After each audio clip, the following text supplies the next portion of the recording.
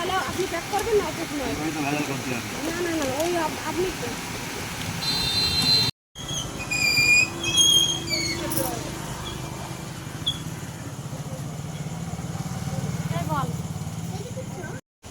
যাও দেখি শাখাখান ধরে।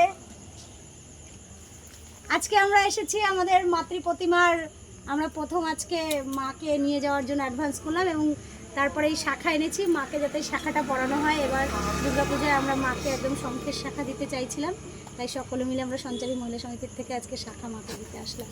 মা শাখাটা নিক এবং খুব সুন্দরভাবে সেজে গুজে আসুক, মা গ্রহণ করুক। আপনারা বলুন শাখাটা কেমন হয়েছে? ভালো হয়েছে।